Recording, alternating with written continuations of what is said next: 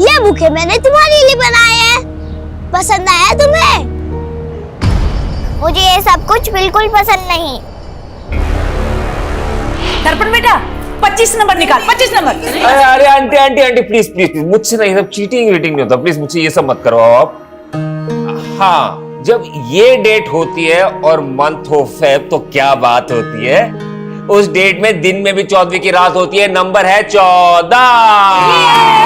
ये तो मेरे कार्ड में है। देखा आबा, फिर से मानसी का नंबर आ गया। मुझे तो लगता है ना पक्का कोई साजिश है।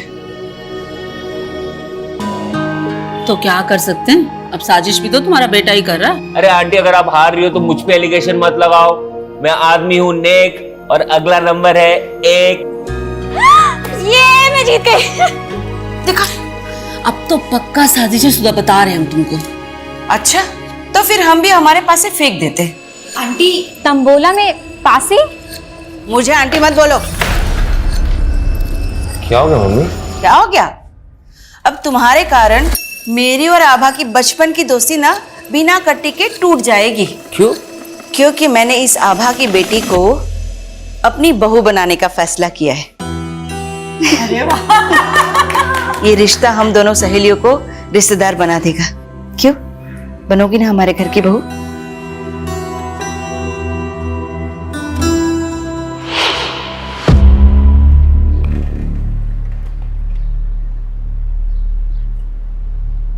Neha, happy Valentine's day! I love you Neha.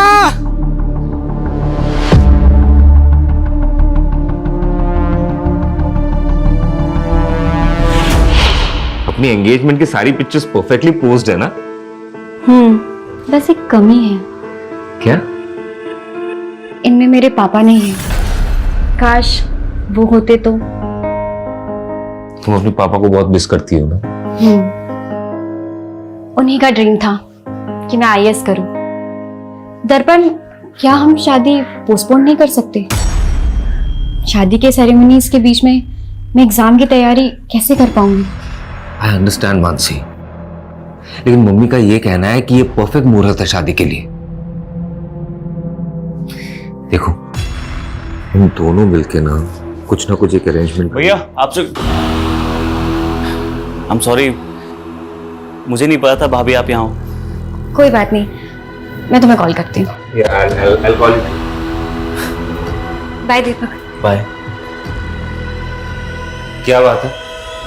बहुत प्रॉब्लम हो रही है, बिजनेस में कोई ग्रोथ ही नहीं है। भाई ग्रोथ तो तभी होगी ना जब गर्लफ्रेंड के साथ पूरा टाइम स्पेंड नहीं करके काम पे ध्यान देगा तू। ऐसा नहीं है भैया, काम पे ध्यान दे रहा हूँ मैं, वो बस थोड़ी इन्वेस्टमेंट की जरूरत है। दीपक, अब तू भाई को मक्खन लगा रहा है। मैं ऑलरेडी इतना इन्वेस्टमेंट कर चुका हूं तेरे धंधे में, 25% भी उसका रिटर्न नहीं आया है। पर रिटर्न आएगा, थोड़ा टाइम लगता है ना, और इस बार थोड़ी इन्वेस्टमेंट की जरूरत है, बस 5 लाख रुपए चाहिए। 5 लाख?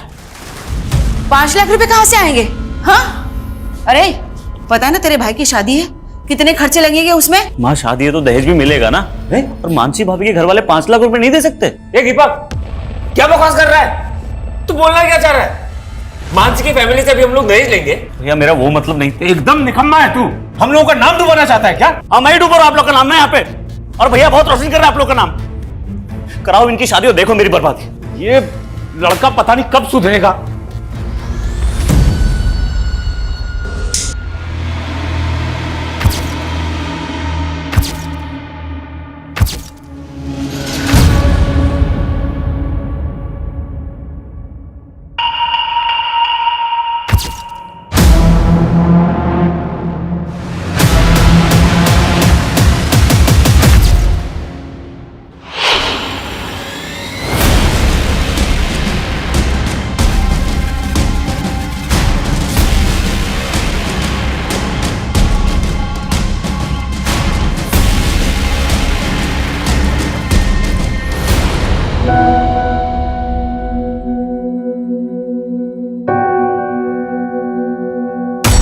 मैं तुम्हारे बिना जी नहीं सकता मानसी,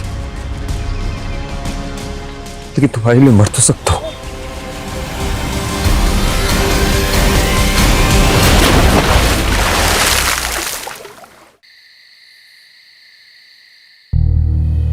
क्या हुआ दर्पण? तुम पूरे सेरेमनी में इतने एक्साइटेड थे और अब तुम्हारा मुंह लटक गया। एक्चुअली ये बात मैं तुम्हें एंगेजमेंट से पहले बता देना चाहता था, लेकिन कभी ना हिम्मत नहीं कर पाया। लेकिन अब लगता है कि अगर चुप रहा तो इस रिश्ते को आगे नहीं बढ़ा पाऊंगा। ऐसा क्या हुआ है दर्पण? देखो, उससे पहले ना मेरी जिंदगी में एक लड़की थी, लेकिन अब हम दोनों के बीच में कुछ नहीं है, हमारा ब्रेकअप हो गया है। वो सिर्फ मेरा पास्ट था, तुम मेरा प्रेजेंट हो।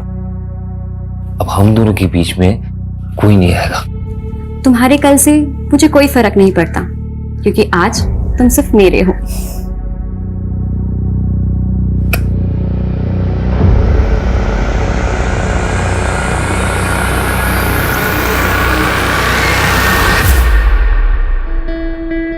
अरे वाह,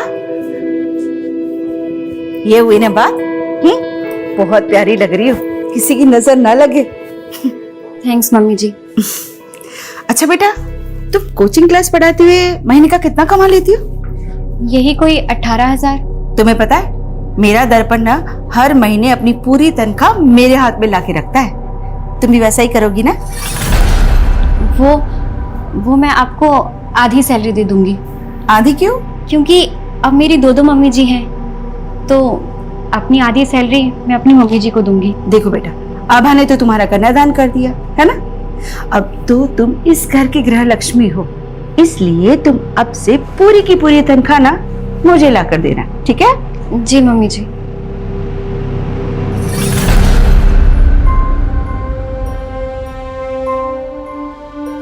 मानसी, मम्मी थोड़ी पुरानी ख्यालात की है, उन्हें तुम पॉजिटिवली लो। ये लो कुछ पैसे, तुम ये अपने घर वालों को दे देना। लेकिन मैं ये पैसे उन्हें नहीं दे सकती। क्यों नहीं दे सकती? मैं कोई गैर हूं क्या? अरे उनका दामाद हो। मैंने उन्हें प्रॉमिस किया है कि मैं आपको हमेशा खुश रखूंगा। प्रॉमिस किया था ना? हाँ, चलो इसे रखो और अभी स्माइल कर दो, प्लीज प्लीज प्लीज।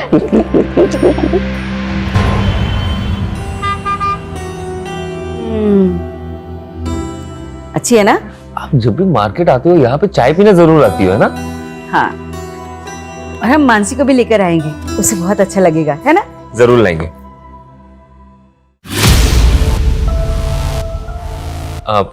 माँ आप चाय पियो, मैं बस 1 मिनट में। यहाँ पे क्या कर रही हो? तुम्हें देखने आई थी। तुम मुझे बुला सकते हो पर मैं नहीं। क्यों पीछा कर रही हो? तुम्हें पता है ना मैं शादीशुदा हूँ। मेरे पापा के गुस्से की सजा मुझे मत दो। बातों का अब कोई फायदा नहीं खोमो, मैं अपनी शादी से खुश हूँ। तुम सिर्फ मेरे थे, मेरे हो और मेरे ही रहोगे। मैं तुम्हें किसी और के साथ नहीं देख सकती। प्लीज सिंपली मत करो, रियली सॉरी।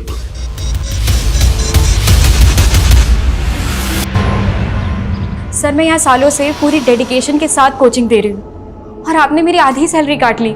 देखो मानसी, तुमने अपनी शादी के लिए 10 दिन की छुट्टी ली थी, तब मैंने 1 पैसा नहीं काटा। लेकिन उसके बाद तुमने यूपीएससी एग्जाम के लिए और 15 दिन की छुट्टी ले ली।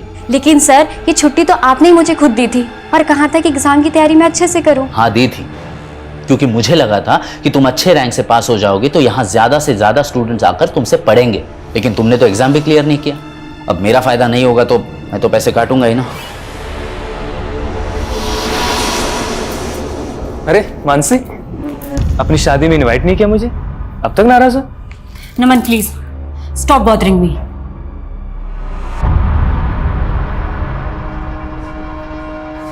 Good morning ma'am.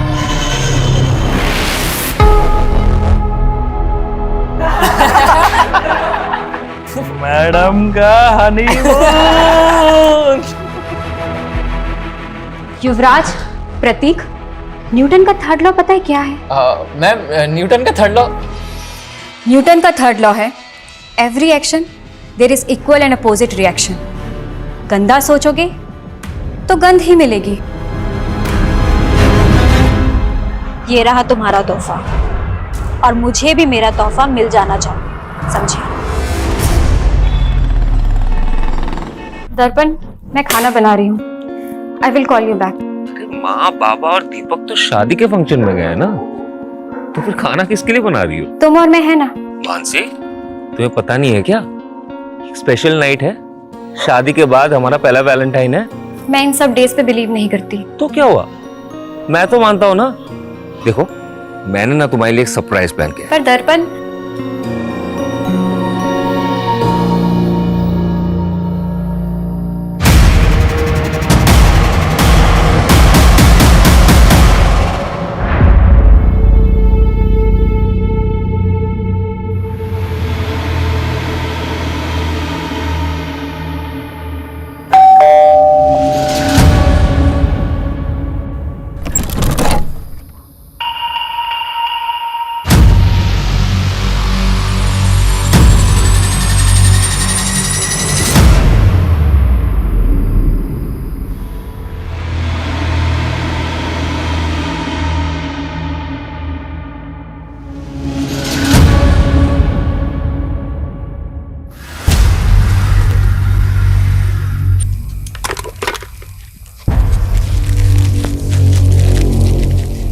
इससे मेरी बहन को मार दिया।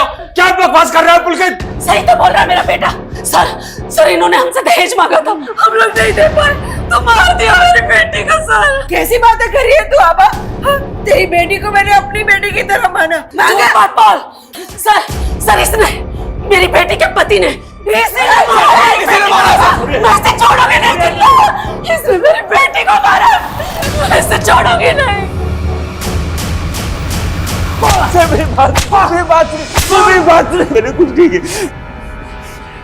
जब मानसी का मर्डर हुआ, तेरे अलावा घर पर कोई नहीं था। अब सच सच बोल, किसने मारा उसे? बोल। आप मुझे जितना मारना है आप मुझे मार लीजिए इंस्पेक्टर साहब, लेकिन ये मत कहिए कि मैंने उसे मारा है। सर, इसके बाप ने इसकी जमानत करवा ली है।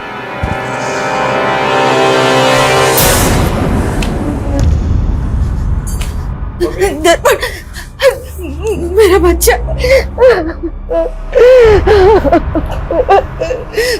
मां फिक्र मत करो, मानसी के घर वाले कुछ नहीं कर पाएंगे। मेरी बात हुई है लॉयर से, वो सब संभाल लेगा।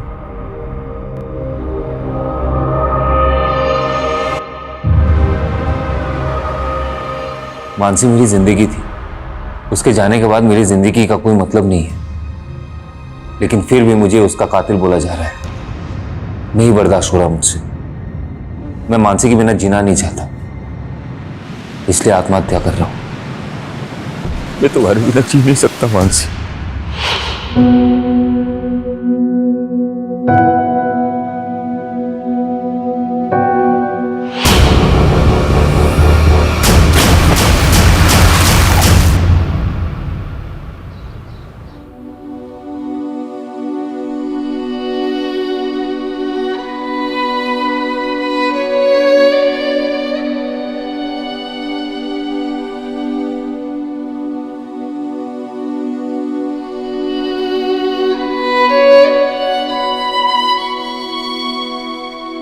दस साल हो गए हैं जब से ये दोनों गए हैं ना, जैसे जीवन की खुशी ही चली गई। इनकी कमी तो पूरी नहीं की जा सकती सुधा, लेकिन आज दीपक की सगाई है, उसकी खुशियों के लिए तो हमें जीना ही होगा ना।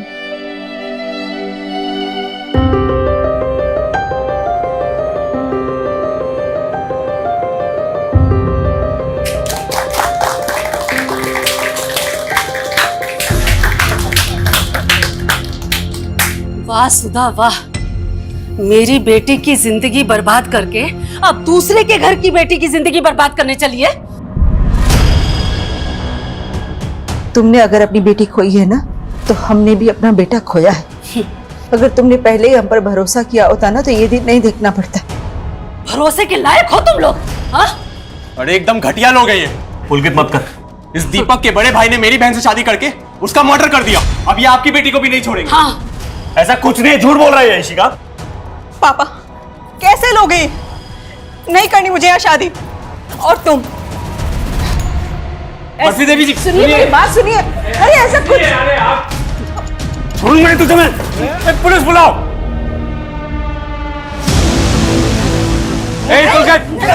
बस झगड़ा नहीं करना। बहुत हो गया पुलकित। दीपक क्या कर रहा है? दीपक क्या मसला है? देखिए साहब, इस लड़के ने मेरे लड़के का शर्ट फोड़ दिया। सर इस दीपक के भाई ने मेरी बहन को मारा था। बहन को मारा था? सर वो एक 10 साल पुराना केस था। हाँ, मेरे बेटे ने कुछ नहीं किया था, इनके झूठे आरोप है सारे। सच्चाई भी ना बताएं, मेरी बेटे की वो लाश आज भी सर मुझे वो दिन याद आता है, मेरा दिल सहम जाता है। हम भी सहम गए थे और मेरा बेटा भी। इनके झूठे आरोपों की वजह से मेरा बेटे ने आत्महत्या कर ली। आप दोनों के परिवारों के साथ जो कुछ भी हुआ है उसे हम समझ सकते हैं, लेकिन आप नहीं समझ सकते सर, हमें तो 10 साल से इंसाफ भी नहीं मिला। इंसाफ तो हमें भी नहीं मिला है सर। ठीक है, मैं उस केस को फिर से देखूंगा। अभी आप प्लीज यहां से जाइए। और तुम दोनों एक दूसरे के साथ मारपीट करके कानून को हाथ में लेने की गलती मत करना। लेकिन sir please, I request you. चलिए लेके जाइए इनको। चलिए आप लोग। और आप लोग भी।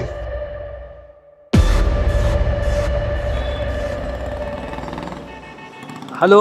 हाँ सुधा, अरे कहाँ हो तुम? मैं बाजार आई थी सब्जियां लेने के लिए, घर में एक भी सब्जी नहीं थी। अरे तो इतनी रात को जाने की क्या जरूरत थी? यहाँ घर में कुछ ना कुछ फ्रिज में रहता ही है ना। अरे आप तो खा लेते, लेकिन दीपक नहीं खाने वाला ना, उसके तो 100 नखरे हैं। हाँ अरे लगता है दीपक आ गया। तुम भी जल्दी आओ, मैं देखता हूँ दरवाजे पे। ठीक है। आज सुबह ना खीर बनाई है मैंने, आपकी सास को बहुत पसंद है ना, लेते जाइएगा उनके लिए। अरे हाँ दीदी, आपके हाथों की खीर की बहुत तारीफ करती है मेरी माँ जी। अच्छा, आज खिला भी दीजिएगा।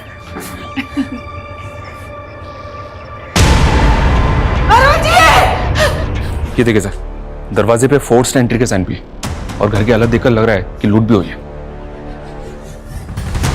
कैसे हुआ ये सब?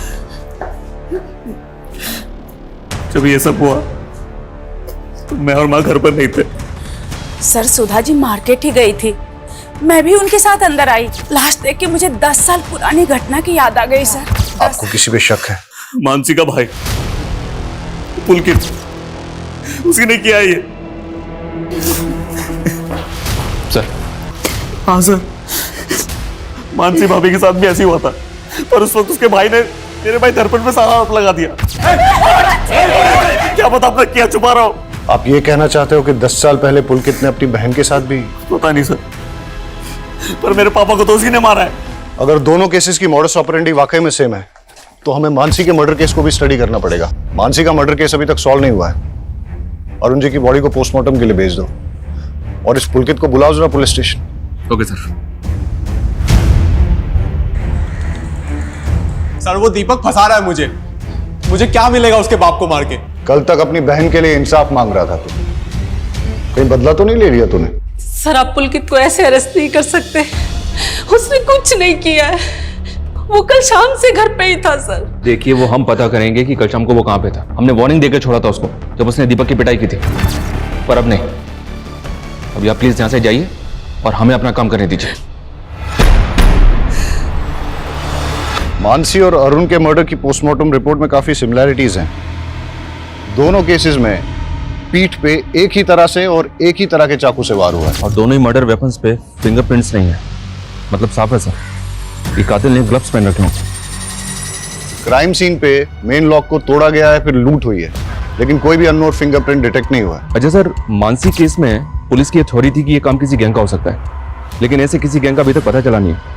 और अरुण के केस में भी कोई क्लू नहीं मिल रहा है। दोनों ही केसेस में या तो क्रिमिनल एक ही है, या अगर अरुण का कत्ल किसी और ने भी किया है तो उसने मानसी के मर्डर केस का मॉडस ऑपरेंडी कॉपी किया है। लेकिन अरुण के केस में किसी ऐसे इंसान का पता नहीं चल रहा जिसकी अरुण के साथ या अरुण की फैमिली के साथ कोई रंजिश हो, सिवाय मानसी की फैमिली के। और ये पुलकित भी कुछ भी नहीं होगा। ये मानसी के मर्डर केस में दर्पण प्राइम सस्पेक्ट था, जिसने कि सुसाइड कर लिया था। मैं तुम्हारे बिना जी नहीं सकता मानसी। लेकिन उसके बाद पुलिस की सस्पेक्ट लिस्ट में एक कोमल नाम की लड़की थी, जो कि दर्पण की एक्स गर्लफ्रेंड थी। हाँ सर, लेकिन उस पर कोई आरोप साबित नहीं हुआ था। और सोचने वाली बात यह है कि 10 साल बाद वो अरुण का कत्ल क्यों करेंगे। मैंने एसीपी साहब से केस रीओपन करने की परमिशन ले ली है। तुम मानसी और दर्पण की फैमिली की सारी डिटेल्स निकालो, तब तक मैं इस कोमल से मिलके आता हूं। सर दर्पण मेरा पास था और अब मैं किसी और की पत्नी हूँ। आप प्लीज पुरानी बातें करके मेरी मैरिड लाइफ डिस्टर्ब कर रहे हैं। अब ये एक डबल मर्डर केस है, इसलिए पूछताछ में आपको हमारा सहयोग करना ही होगा। सर मैं पहले ही सब कुछ बता चुकी हूँ। तो फिर से बता दीजिए, मानसी और दर्पण की शादी के बाद क्या आप कभी दर्पण से मिली? तुम्हें पता है ना मैं शादीशुदा हूँ। तुम सिर्फ मेरे थे, मेरे हो और मेरे ही रहोगे। मैं तुम्हें किसी और के साथ नहीं देख सकती। नहीं। 10 साल पहले वैलेंटाइन डे की रात को जब मानसी का मर्डर हुआ तब आप कहाँ थे? सर मुझे नहीं याद है, और मैं भला मानसी को क्यों मरवाऊंगी। ये रहा तुम्हारा तोहफा, और मुझे भी मेरा तोहफा मिल जाना चाहिए।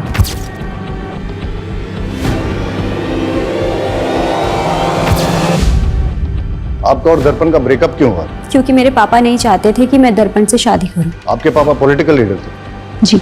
मानसी के मर्डर और दर्पण के सुसाइड केस की इन्वेस्टिगेशन का रडार जब आपके ऊपर आया, उसके बाद उन्होंने काफी कुछ मैनिपुलेट करने की कोशिश की थी। सर मेरे ऊपर झूठे आरोप लगाए गए थे, मेरे कैरेक्टर पे उंगली उठाई जा रही थी। इनफैक्ट आप समझ भी नहीं सकते कि मैंने क्या क्या सहा था, पर लास्ट में मेरे खिलाफ कुछ साबित नहीं हो पाया।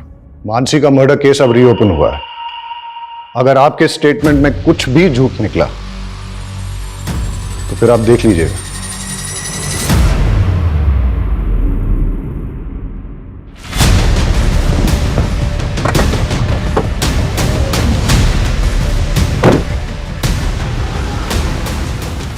निशा जी, आप यहाँ क्यों आए हैं? तुम लोगों की वजह से पुलिस मेरी बेटी को परेशान कर रही है। अगर इन सब बातों की गाज मेरी पॉलिटिकल इमेज पर पड़ी तो मैं तुम लोगों को छोड़ूंगा नहीं। इसलिए कल मीडिया के सामने जाइए और ये कहे कि इस केस का मेरा और मेरी बेटी से कोई संबंध नहीं है। आपको अपनी इमेज की पड़ी है और हम अपना बेटा और बहू खो करके चुप बैठ जाएं। अरुण जी, कहीं ऐसा ना हो बहू और बेटे के पास में पूरा खानदान पहुंच जाए।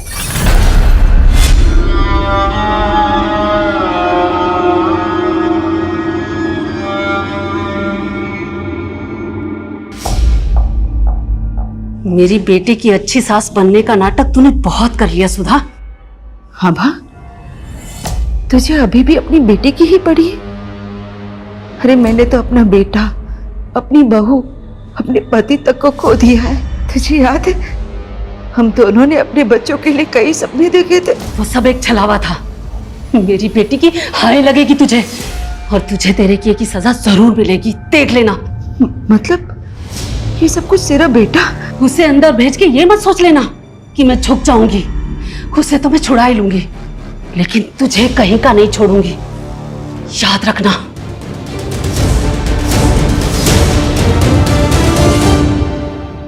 दस साल पहले पुलिस ने जब दर्पण को रिमांड पे लिया था तो उसने बयान दिया था कि मानसी जिस कोचिंग इंस्टीट्यूट में पढ़ाने जाया करती थी उसको लेकर वो काफी ज्यादा अपसेट थी। लेकिन सर केस फाइल देख के लग नहीं रहा है कि पुलिस ने ज्यादा इंक्वायरी की थी। चलो अब हम इंक्वायरी करते हैं। ये आप क्या बोल रहे हैं सर? 10 साल हो गए, मानसी का कातिल पकड़ा ही नहीं गया? क्यों, आपको नहीं मालूम कि केस अभी तक भी ओपन है? नहीं सर। आई होप आपको मानसी से जुड़ी 10 साल पुरानी बातें याद होंगी। जी कुछ कुछ। मानसी को आपसे कोई प्रॉब्लम तो नहीं थी? मुझसे? अब मेरा फायदा नहीं होगा तो मैं तो पैसे काटूंगा ही ना। नहीं सर। उनके पति ने स्टेटमेंट दी थी कि उनको इंस्टीट्यूट में किसी बात से स्ट्रेस था। ऐसा कुछ हुआ था इंस्टीट्यूट में 10 साल पहले?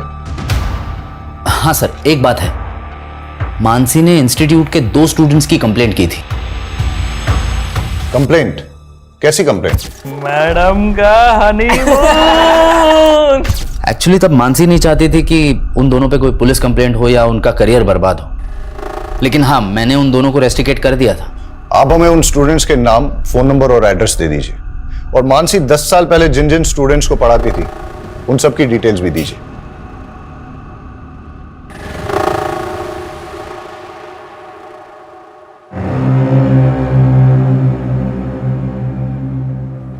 मम्मी ये लो दवाई खा लो।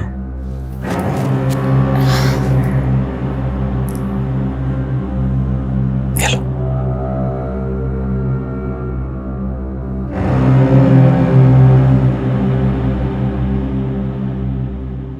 मम्मी मुझे लगता है ना इस घर में मनुष्यत का दाग लग चुका है। हम एक काम करते हैं, इस घर को बेच देते हैं और कहीं और जाके फिर से नई जिंदगी की शुरुआत करते हैं। Mummy mummy mummy mummy mummy अब ठीक? मम्मी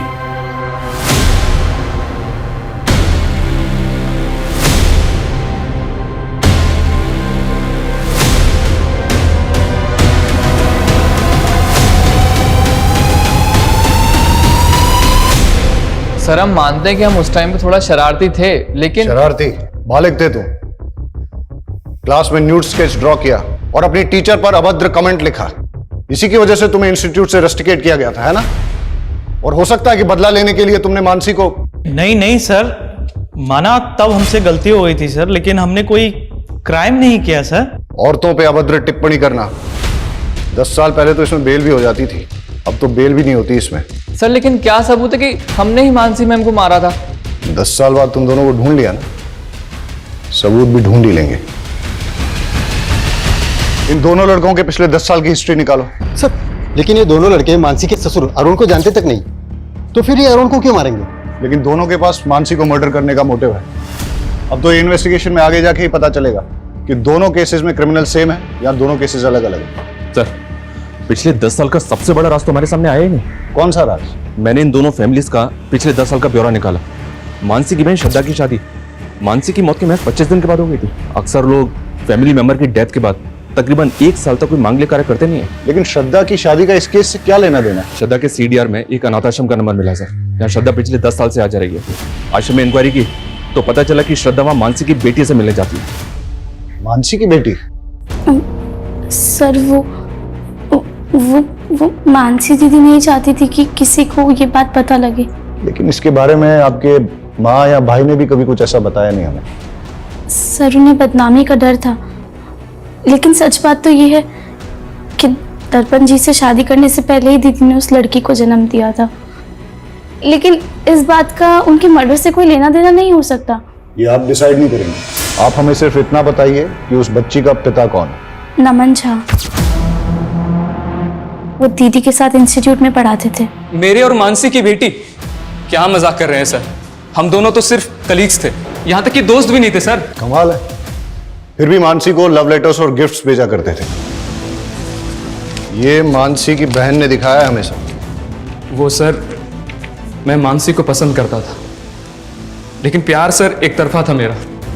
बच्चा कहां से आया? सर वही तो मैं बोल रहा हूँ, मेरे और मानसी के बीच फिजिकल रिलेशन था ही नहीं, तो बच्चा कहां से होगा? DNA टेस्ट करवाओ इसका।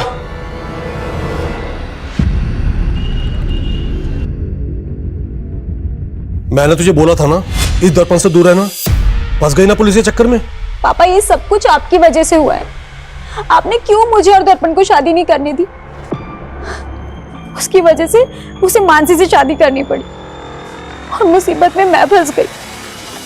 डोंट वरी बेटा, बेटा भले ही मैं पावर में नहीं हूं, लेकिन फिर भी इतना पावरफुल हूं कि तुझे छोटी मोटी मुसीबत से निकाल सकूं।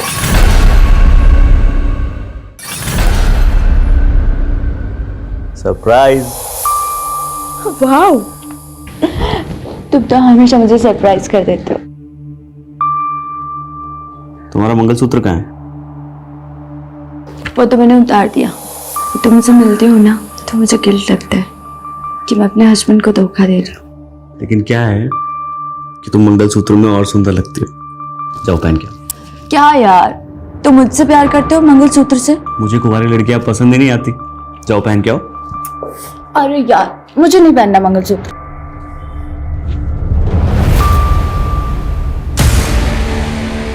इधर आओ। बस हो गया हो गया, अच्छी लग रही हो। लड़कियों पे मंगलसूत्र का tag. This is my swag.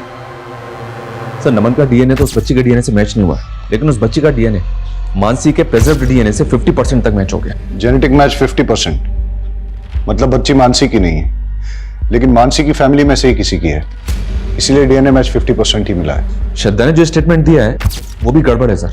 Murder से पहले मानसी रेगुलर इंस्टीट्यूट जा रही थी। अगर तब वो प्रेग्नेंट होती तो सबको पता होता। और श्रद्धा ने ये भी नहीं बताया कि उसकी डिलीवरी कहाँ हुई थी। सर मैं बहुत डर गई थी, मुझे कुछ समझ में नहीं आ रहा था कि मैं आपको क्या जवाब दूं। तो बच्ची आपकी है, लेकिन अनाथ आश्रम के रिकॉर्ड में उस बच्ची की माँ का नाम मानसी क्यों है? सर श्रद्धा के साथ धोखा हुआ था, 18 की भी नहीं हुई थी सर, और सिद्धार्थ ने इसकी जिंदगी तबाह कर दी। सिद्धार्थ, मेरी बहन नाबालिग है, तुझ पे रेप चार्ज लगेगा।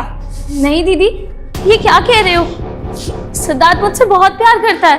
अरे तुझे ये नहीं दीदी, मैं उससे बहुत प्यार करता हूँ, मैं शादी भी उसी से ही करूँगा। बाद में वो मुकर गया और हम इज्जत के डर से आपके पास नहीं आ पाए और डॉक्टर ने भी इसका अबॉर्शन करने से मना कर दिया।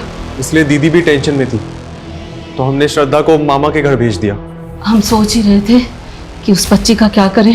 मैंने अपनी छोटी बेटी के दाग को छुपाने के लिए अपनी मरी बेटी के नाम का इस्तेमाल किया। कहीं ऐसा तो नहीं कि आपने मानसी को इसलिए मरवाया ताकि उसके साथ साथ आप अपने किसी काले कारनामे का राज भी दफन कर सकें? हम मानसी को मारने के सपने में भी नहीं सोच सकते सर। उसे दर्पण के घर वालों ने मारा है, ये बात मैं आपको लिख कर दे सकती हूँ। सर, ये मानसी मर्डर केस में इतने सारे सस्पेक्ट एक के बाद एक हमारे सामने आए, लेकिन मानसी के भाई बहन और माँ के अलावा। सर, हमारा खबरी इस केस में लूट करने वाले गैंगस्टर्स की इंफॉर्मेशन निकाल रहा था, तो एक प्रोस्टिट्यूट से उसे पता चला कि एक हिस्ट्री शीटर उसका रेगुलर कस्टमर था और उसने नशे में उससे कहा था कि 10 साल पहले किसी नेता ने उसे सुपारी दी थी। कौन सा नेता? सर, ये तो पता नहीं चला, लेकिन सर कोमल का बाप भी नेता था। भले ही मैं पावर में नहीं हूँ, लेकिन फिर भी इतना पावरफुल हूँ कि तुझे छोटी मोटी मुसीबत से निकाल सकूं। और 3 साल पहले उसकी डेथ हो गई। और वो हिस्ट्री शीटर कौन है? सर, बबलू नाम है उसका। मारपीट लूटपाट के केस में कई बार अंदर आ चुका है। उठा के लाओ इस बबलू को। नहीं सर, मैंने कोई सुपारी नहीं ली थी सर। हमको सब पता है, तेरा वो नेता कमलेश चौधरी के कार्यकर्ताओं के साथ उठना बैठना है ना। अब बता, किसकी सुपारी ली थी और किससे ली थी? हाँ सर, मैंने सुपारी ली थी, पर वो मुझे नेताजी ने नहीं, उनकी बेटी ने दिया था। ये रहा तुम्हारा तोहफा और मुझे भी मेरा तोहफा मिल जाना चाहिए। तुझे कोमल ने सुपारी दी थी? हाँ सर, पर सर मैंने किसी का मर्डर नहीं किया सर, मैं तो पैसे लेके भाग गया था। कोई भी मेरा नाम लेगा और आप मान लेंगे मैंने कोई सुपारी नहीं दी है। हमने उस आदमी को इतना तोड़ा कि उसने सब सच उगल दिया। अब आपसे भी सच उगलवाने के लिए ऐसा ही कुछ करें ठीक नहीं रहेगा। सच बोलिए। हाँ, मैंने दी थी सुपारी, पर सर उसने मानसी को नहीं मारा, वो तो पैसे लेके भाग गया था। जिस रात मानसी का कत्ल हुआ उस रात आप कहां थी? देखो मानसी, दर्पण आज भी मुझसे ही प्यार करता है। ये बकवास करने आई हो तुम यहाँ पे? अब सच तो तुम्हें स्वीकार करना ही पड़ेगा। डाइवोर्स दे दो दर्पण को। तुम्हें दोबारा मुझसे मत कहना, निकलो यहाँ से। लेकिन मैंने मानसी को नहीं मारा सर, मेरी गलती सिर्फ इतनी है कि मैंने दर्पण से प्यार किया। अगर आपने मानसी को नहीं मारा तो फिर किसने मारा है? सर, हमने अरुण की बीवी पे नजर रखी थी। वो अक्सर एक कैफे में जाती है और अरुण की हत्या वाली रात भी वो उसी कैफे में थी। वहां की एक फुटेज मिली है, ये देखिए। लेकिन सुधा ने तो कहा था उस रात वो सब्जी खरीदने गई थी। मैं सब्जी लेने गई थी, फिर वहां से चाय पीने का मन किया तो चाय पीने चली गई। इसमें कोई हर्ज है क्या? हम बस कंफर्म कर रहे थे सुधा जी। सर, सुधा के सीडीआर के मुताबिक वो ज्यादा किसी को कॉल नहीं करती थी, लेकिन उसके सीडीआर में एक नंबर ऐसा है जिससे वो लगातार टच में थी। किसका नंबर है ये? सुधाकर यादव, आगरा का नंबर है ये। सुधाकर यादव, ये नाम कहीं सुना है मैंने।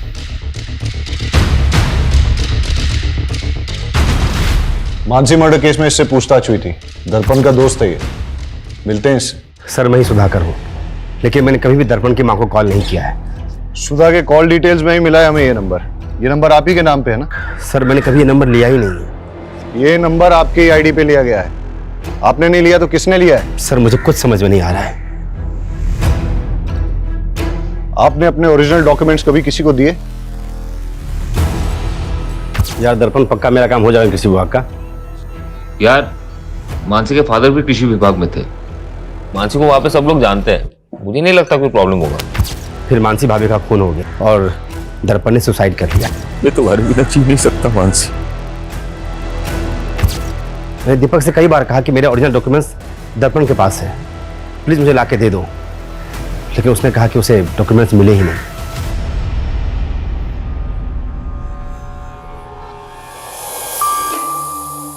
इतना ही पसंद है तो अपने नाम का मंगलसूत्र क्यों नहीं बना देते? तू पागल हो गई है क्या? शादी कुंवारी लड़कियों से की जाती है। कल तक तो तुम्हें शादीशुदा लड़कियां पसंद थी, अब कोई और पसंद आ गई क्या? क्या हो गया तुझे? जैसे चल रहा है वैसे चलने दे ना। नहीं चलेगा। अब मैं तुम्हारी बातों में नहीं आने वाली। मुझे मना करेगी? सुधाकर के बयान से लग रहा है कि उसके नाम पे लिया गया नंबर और कोई इस्तेमाल कर रहा है। नंबर ट्रेस पे डालो और पता करो कौन इस्तेमाल कर रहा है ये नंबर। सर अंजलि होटल में दर्पण के भाई दीपक ने एक लड़की को मॉलेस्ट करके उसकी जान लेने की कोशिश की। सर वो दोस्त थी मेरी, मैं हाथ नहीं उठाना चाहता था उस पर गुस्से में कंट्रोल नहीं होता मुझसे। और सेक्सुअल डिजायर भी कंट्रोल नहीं होता तेरा। दर्जनों अफेयर थे तेरे। कहीं मानसी पे भी तेरी बुरी नजर तो नहीं थी? नहीं सर। सुधाकर के डॉक्यूमेंट्स का मिसयूज करके फोन नंबर किसके लिए लिया था? मैं इस बारे में कुछ नहीं जानता। जानता नहीं है या अपनी माँ के फोन से उस नंबर पे रेगुलर कॉल किया करता था? नहीं सर, मैंने ऐसा कुछ नहीं किया है।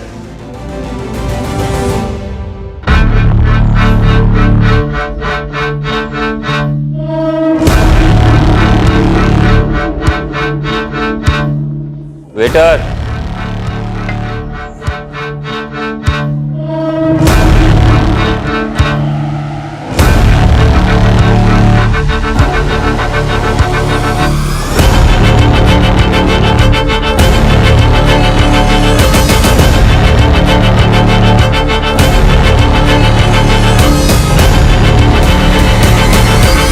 Are you sure ये आदमी वही है? कंफर्म नहीं है सर, पर वो आगरा जाने वाली बस में चढ़ा है। मैं उसी बस को फॉलो कर रहा हूँ। मैं उस बस के रूट वाले स्टैंड पे हूँ। मैं बस पे चढ़ता हूँ, तुम बस को फॉलो करो। Okay sir.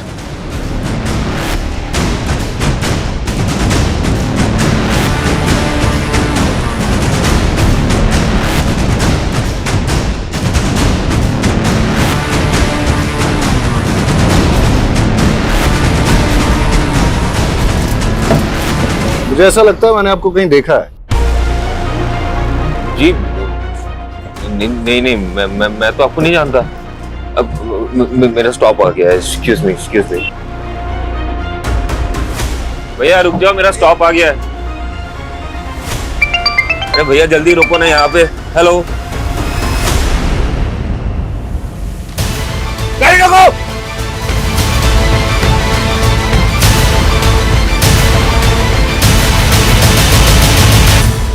बहुत शातिर चाल चली तूने दर्पण। मानसी के मर्डर केस में तुझे फांसी ना हो जाए, इसलिए अपना नाम और पहचान बदल ली। तेरी गर्लफ्रेंड कोमल ने हमें सब कुछ बता दिया है। सारे फसाद की जड़ तो वही है ना सर। मैं कोमल से बहुत प्यार करता था, उससे शादी करना चाहता था। मेरी माँ जब हमारे रिश्ता लेके उसके घर पे गई तो उसके बाप ने मेरी माँ की बहुत बेइज्जती की और ये मुझसे बर्दाश्त नहीं हुआ। तो मैंने कोमल को छोड़ के मानसी से शादी कर ली। लेकिन आए दिन कोमल मुझे ये एहसास दिलाती रही कि वो मुझसे कितना प्यार करती है। तुम मुझे बुला सकते हो, पर मैंने मेरे पापा के गुस्से की सजा मुझे मत दो। बचपन से काफी लड़कियों ने मेरी प्रपोजल ठुकराया सर। मुझे ये सब कुछ बिल्कुल पसंद नहीं। I love you, Neha. कोमल एक लौती थी जो मुझसे बहुत प्यार करती थी।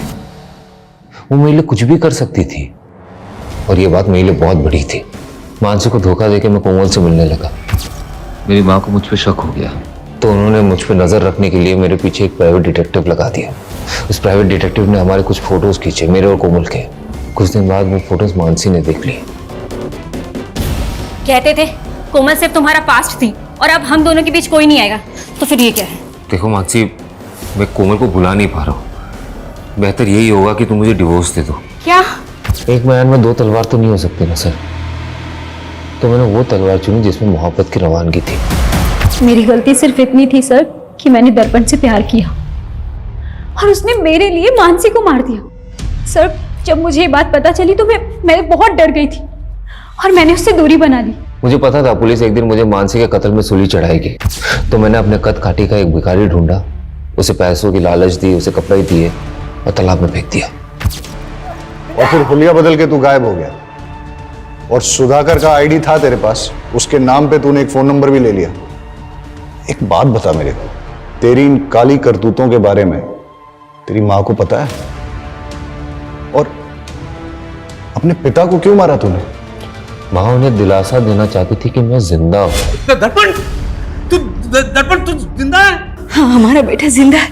झूठ बोला तुमने मुझसे? इतने दिनों छुपा के रखा। अभी पुलिस को फोन लगाता हूँ मैं। नहीं, अरे क्या करे, कट कीजिए। अरे हमारा बेटा है वो। उन्होंने मेरे सामने मेरी माँ को थप्पड़ मारा था और मुझे धमकी दिया कि अंदर करवा देगा। उस दिन तो मैं वहां से चला गया। माँ हूं मैं, मेरे लिए मेरे बच्चे से बढ़कर कुछ भी नहीं। एक कातिल की मां हो आप और अपने बेटे के गुनाह में बराबर की भागीदार हो। प्यार और ममता में लोग इतने अंधे हो जाते हैं कि वो ये देख ही नहीं पाते कि दर्पण जैसे लोग कितने खतरनाक हैं। इस तरह के लोग न तो रिश्तों की परवाह करते हैं, न ही जज्बातों की। और अक्सर ऐसे लोगों को पहचानने में हम लोग गलती कर देते हैं। आज भी हमारे देश में कई औरतें ऐसी हैं जो अपने पति के अत्याचार और घरेलू हिंसा की शिकार हैं, लेकिन जीवन भर सहती रहती हैं। अगर अन्याय के खिलाफ आवाज न उठाई जाए तो उनका हश्र यह भी हो सकता है कि वो अपनी जान गंवा दे, जैसा कि मानसी के साथ हुआ।